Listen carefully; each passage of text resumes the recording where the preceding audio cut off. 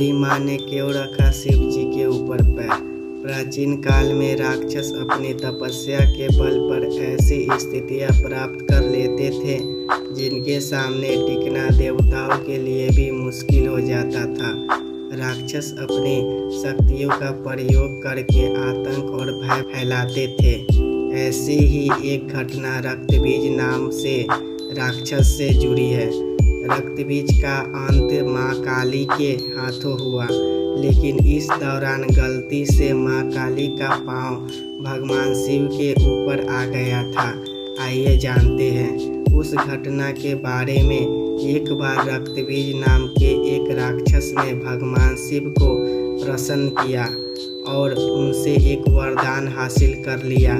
रक्तबीज को यह वरदान मिला था कि उसका खून जहाँ भी गिरेगा वहाँ से उसी के समान राक्षस पैदा हो जाएगा। रक्तबीज को अपने इस गुण पर बहुत अभिमान था, इसलिए उसने अपनी शक्तियों का गलत इस्तेमाल करना शुरू कर दिया। घमंड में चूर रक्तबीज ने देवताओं को युद्ध के लिए ललकारा।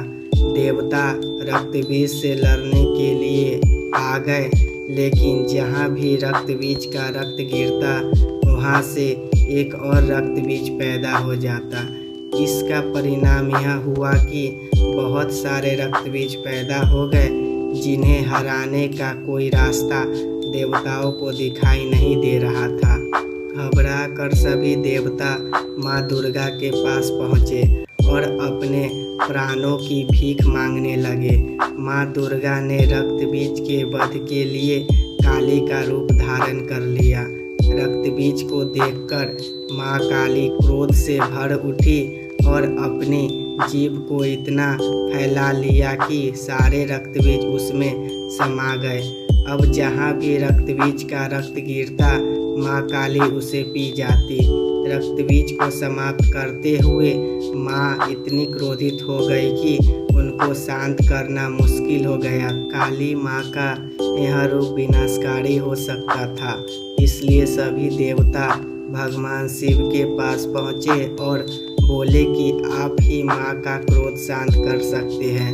माँ काली के क्रोध को शांत करना भगवान शिव के लिए भी आसान नहीं था, इसलिए भगवान शिव काली माँ के मार्ग में लेट गए।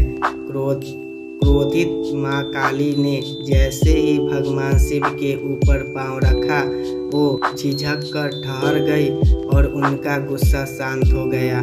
इस तरह भगवान शिव ने देवताओं की मदद की और माँ काली के गुस्से को शांत किया, जो सृष्टि के लिए भयानक हो सकता था।